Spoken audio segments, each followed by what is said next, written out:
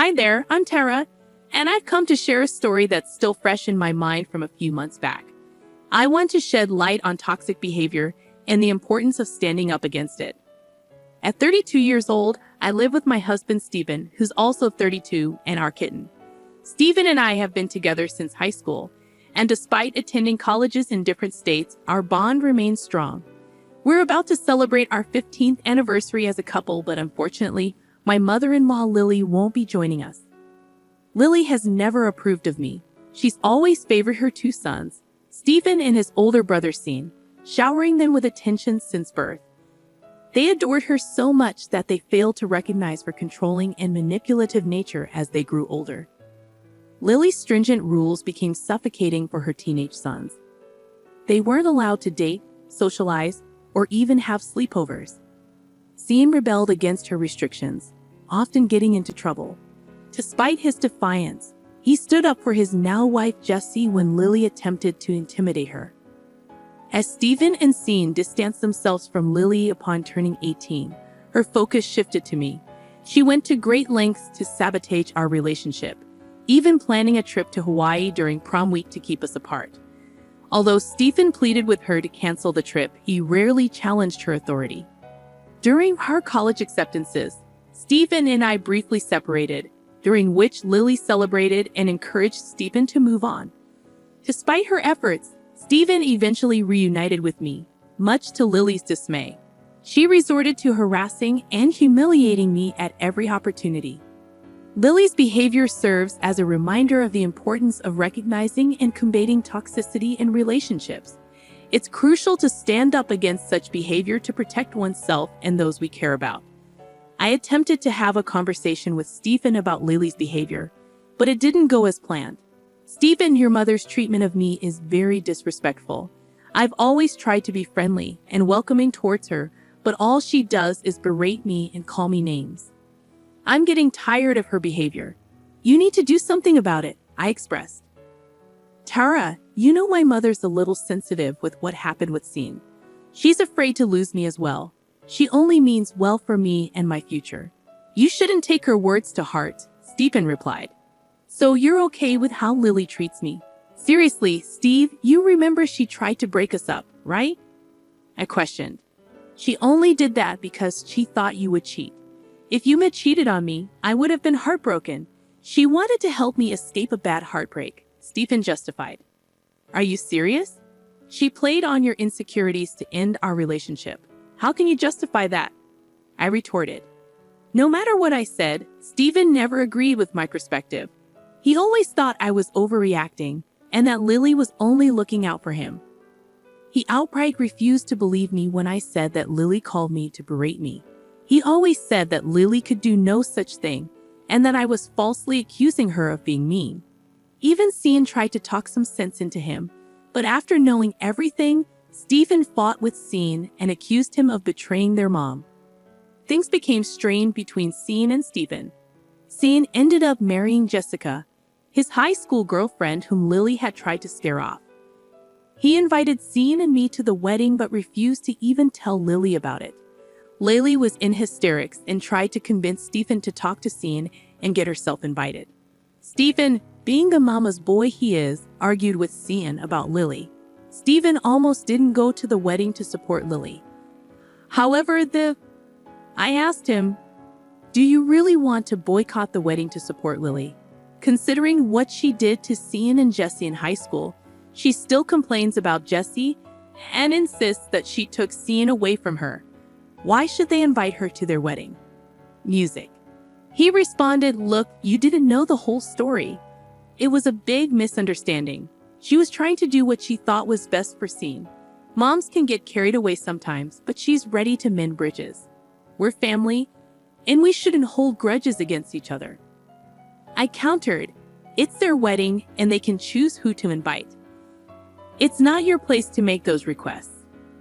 We need to respect their decision. I know I can't do much, which is why I'm not attending the wedding.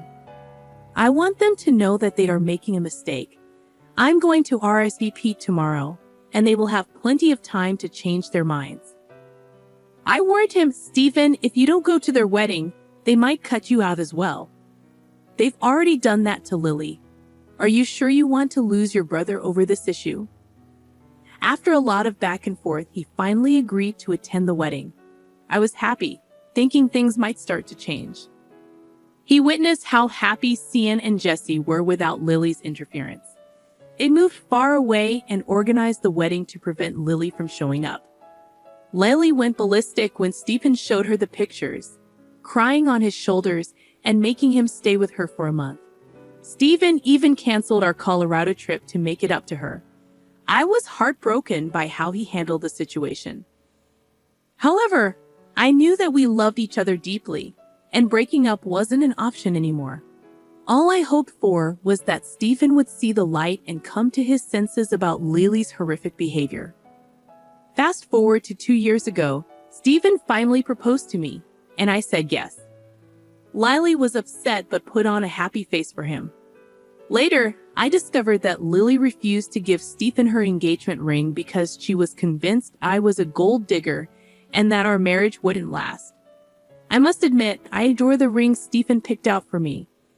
As engineers, we both earn well, and he was more than capable of buying the ring himself. Plus, I'd much rather wear something he chose than any of Lily's jewelry. Wedding planning turned into a disaster. Lily inserted herself everywhere she could, from cake tasting to venue searching.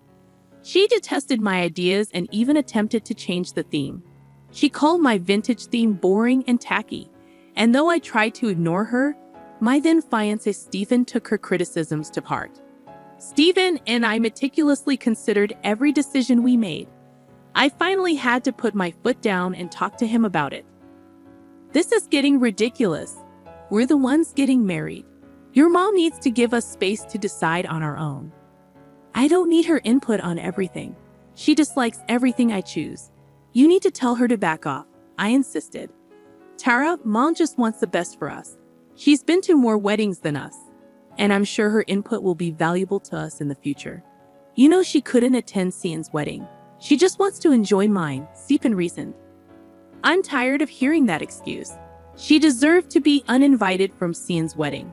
That was all her fault just because Jesse didn't allow her to interfere. I will not include her in everything. She's welcome to come along, but saying mean things about my choices is unacceptable. This is our wedding, Stephen. She already had hers, I argued. After much coaxing and begging, Stephen finally decided to tell Lily to back off. She threw a fit but toned it down a little. Sadly, Stephen prioritized her choices and changed many things. Initially, I felt pretty sad, but I also knew it was Stephen's day, so I went along in a few places to avoid more trouble. I hadn't yet developed a strong backbone, and Stephen was too engulfed in the fog to think clearly. The wedding turned into another disaster when Lily showed up in a white dress that was so sparkly and lacy, everyone could see it was a bridal gown. Thankfully, Stephen realized the problem with her dress and insisted she change before the ceremony. She tried to play dumb and claimed she didn't have another dress.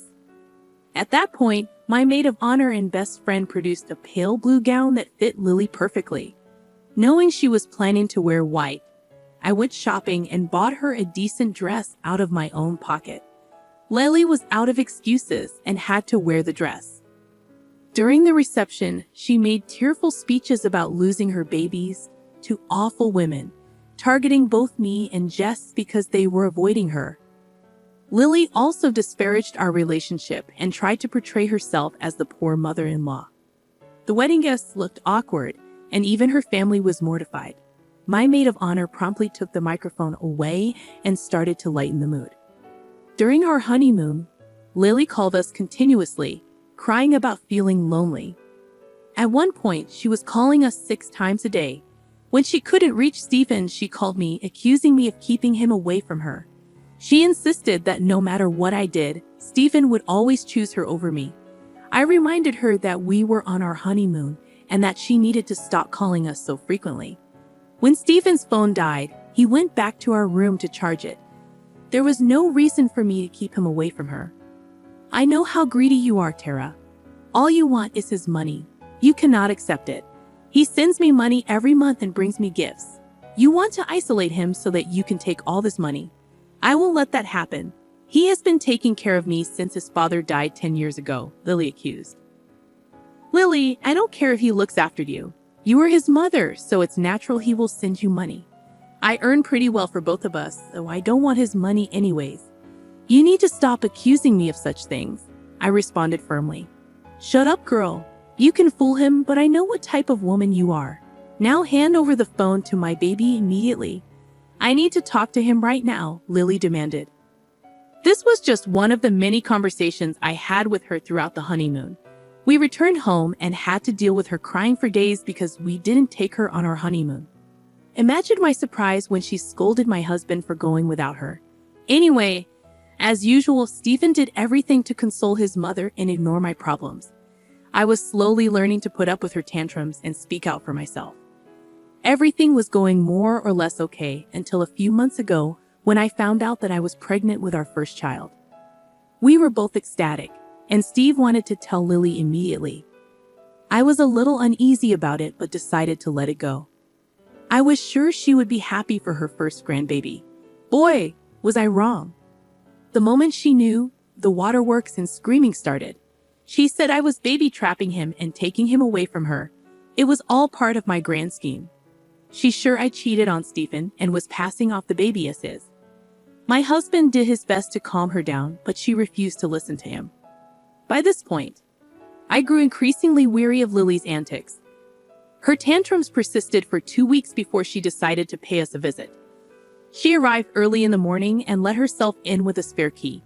Lily seemed overly joyous about our baby and even attempted to shower me with gifts. Stephen was elated, believing Lily had finally accepted the baby. However, the reality was far from that. I felt uneasy about her newfound happiness and opted to remain cautious. Later that evening, Lily offered to make us some tea, claiming it would help warm me up since it was getting chilly outside. Stephen was sincerely grateful for her kindness, giving me an "I told you so" look.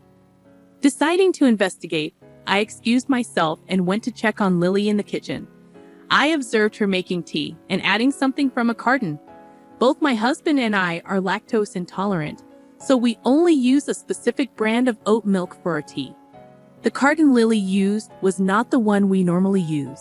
While she used the oat milk for 1 cup, she poured from the suspicious carton into the other.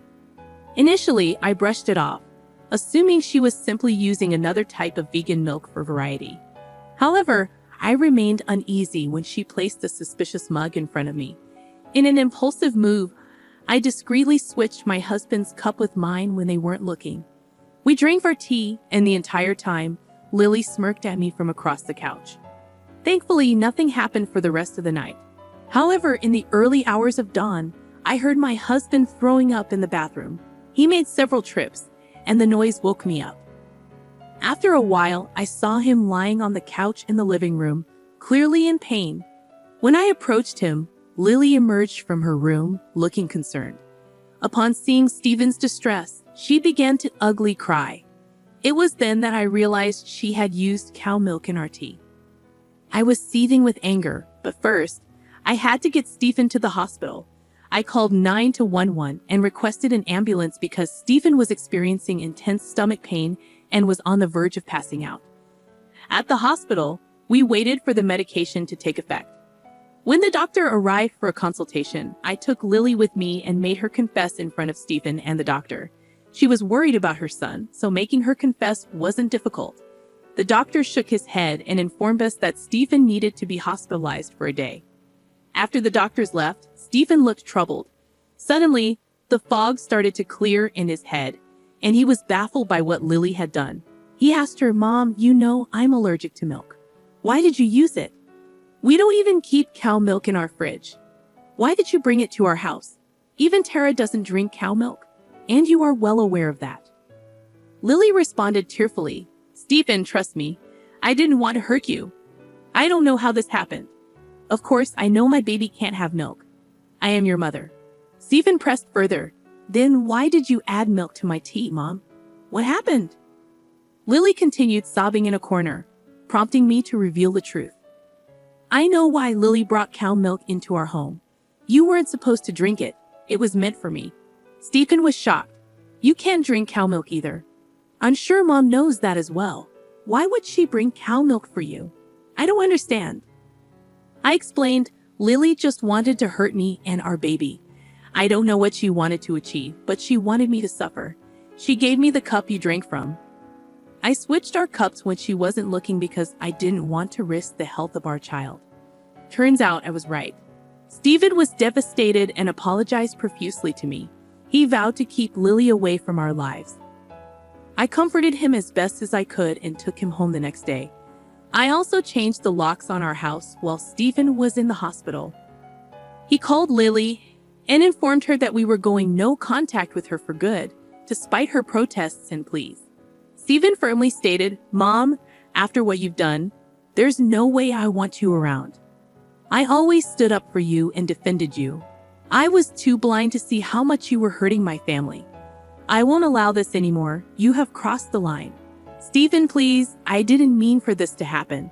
She was taking all your time, and I was feeling lonely. I thought that the baby would make things worse. I simply wanted to hurt her a little and make her suffer. I'm sorry, Lily pleaded. There is no point in saying sorry now. You have done something unforgivable. I cannot even imagine what would have happened if Tara had drunk the tea you gave her. I am disgusted with you and don't want to hear your voice again. Leave us alone, Stephen asserted firmly. With that, we slowly started going no contact with her. She showed up at the house and tried to get in with her keys. When she saw that we changed the lock, she started banging on the door. We simply called the cops and let them deal with her. We also blocked her on all our phones and social media. Cian and Jesse contacted our extended family to inform them about the issue. Everyone was downright disgusted and appalled by her behavior. After discussing her actions with me, Stephen, Cian, and Jesse, we decided to put a restraining order on her. With all the evidence caught on our security camera and her confession to the doctor, the order was granted pretty soon. So far, she has stayed away but has tried to fish for information from our extended family. No one has agreed to entertain her demands. We have also cut off our financial support, so she had to take up a job at Walmart to get by. We are slowly rebuilding our relationship with Cian and Jesse. Stephen and Cian had a heart-to-heart conversation and solved their problems. Jess and I were always good friends, so this just made us even happier. Thankfully, my husband has finally come to his senses and protected me from Lily. We are now pretty happy and eagerly waiting for the birth of our child. To be on the safe side, I reminded my husband that I won't allow Lily to ever have a relationship with our child. To my surprise, he agreed to this condition immediately. We've been enjoying the peace in our household after Lily is gone for good. We might just move to Cian City after our child is born. I am not sure what the future will bring, but I am positive we will get through everything together.